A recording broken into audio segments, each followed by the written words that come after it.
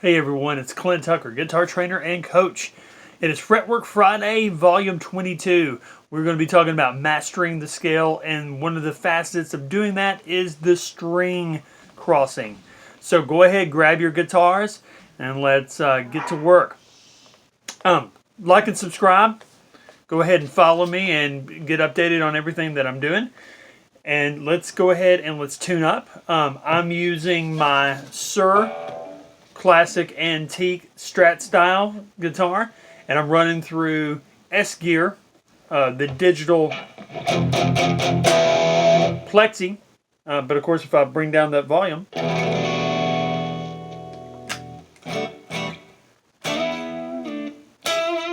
it gets nice and clean, and it's got good little breakup.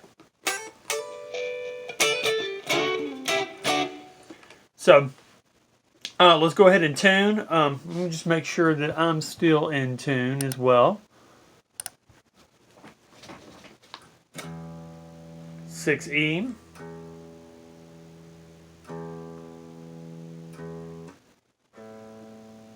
5A. 4D. 3G. 2B, and 1E. Okay?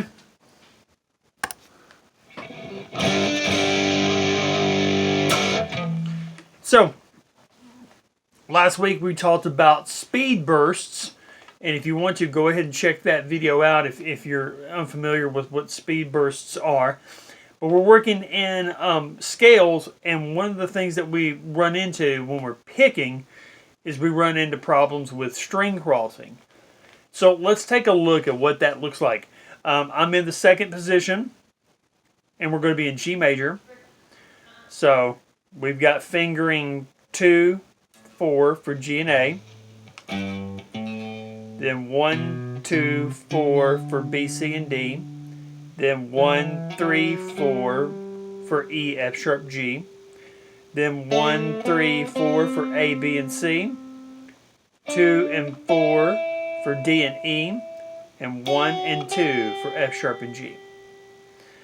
So 2 octaves worth of G major, and one of the issues you're going to run into is that when you start alternate picking, you change strings. When you cross strings, you're going to run into possibly feeling like you're getting hung up.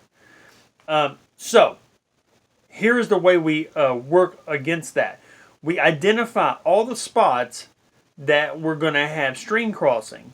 And in this case, in this one shape of this scale, we're going to have the A to B on the 6th string and the 5 string. We're going to have the D to E on the 5 string to 4 string. We're going to have the G to A on the 4 string to 3 string. We're going to have the C to D on the 3rd and 2nd string. And then we're going to have E to F sharp on the 2nd string and 1st string. So one of the ways we can work on this is identify maybe what finger is getting behind and making sure that we prep that note. So when we're playing, we can practice going G, A, and then go ahead and prep that first finger to play the B. And then play it. So intentionally take a little bit of time to do that. Then make sure that you can get that finger right there. If you notice that it's taking forever, more than likely what's happening is your finger is too far away from the fingerboard. You've got to make sure that you keep it close by. So we want to make sure that we keep that right there. Then we got the C, D, E. So we want to do the same thing. We want to play C, D, and then go ahead and put that right there on E, then play the E. So if we just work on those two things right there, we can actually practice. Okay, if this is down, up, that means that this next note is a downstroke. So with my picking, I'm going to go down, up, and then wait right there for the downstroke. Down, up, wait. So now I'm prepping the right hand as well. Then I play that note. So I'm prepping right hand and I'm prepping left hand.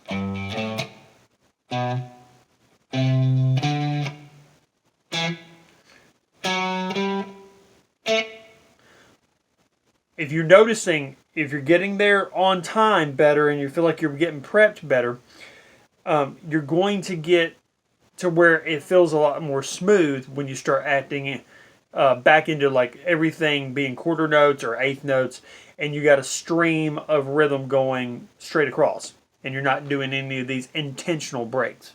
But until that feels smooth, stay intentional and go prep, prep, prep, prep.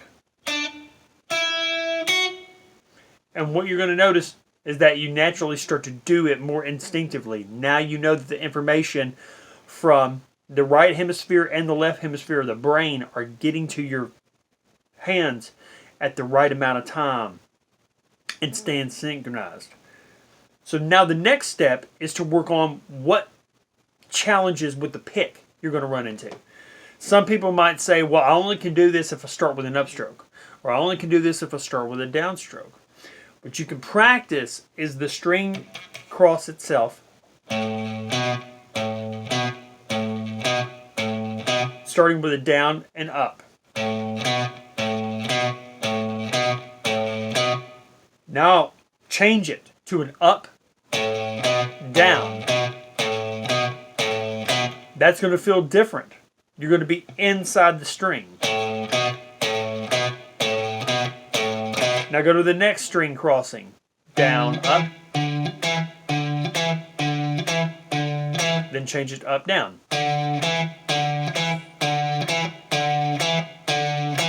Same thing for the next one.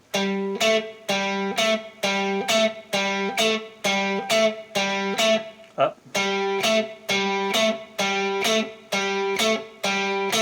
So look what that looks like. Let's start with a down. Now here's where it is with an up. Notice that little turning of the wrist to do that. Okay, and then when you figure out whatever finger you're having issues with, make sure you go back to work on the prep stage. The one you might run into is this middle finger right here. So many times players will do this because they've been used to starting with the first finger. Now with that second finger, with finger number 2, that might take a little bit more time. So you might need to practice your prep a little bit more. Prep. Prep. Prep.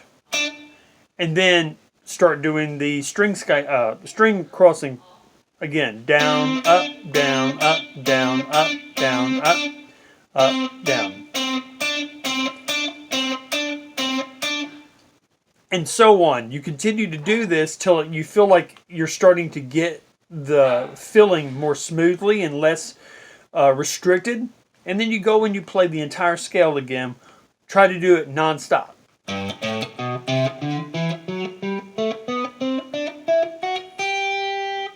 then come on the way back down.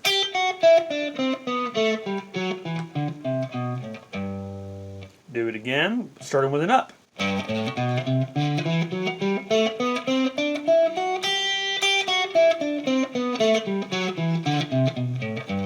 Then don't double up on the G, and as soon as you get there, turn back around.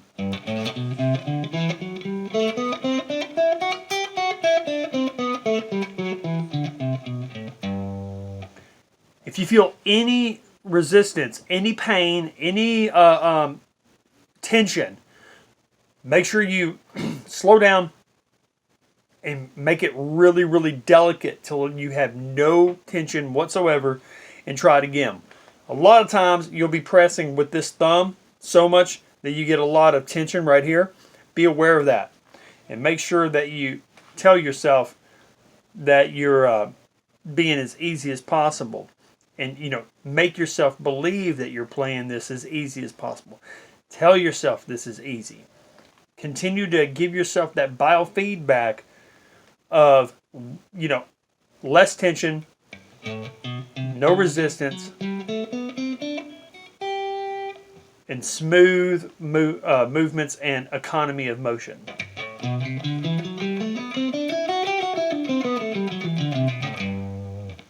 Remember, speed is a byproduct of economy of motion. Speed also is the illusion of perfection. Do not think that if you can do it fast, you've done it perfect. You could be doing it very fast and very sloppy. And when you slow it down, if it's hard for you to play, then you know that you've got to re-engineer it. So play it slow and get it right, and save yourself years of discouragement wondering why you can't go faster. Alright, that's all I've got for everyone today.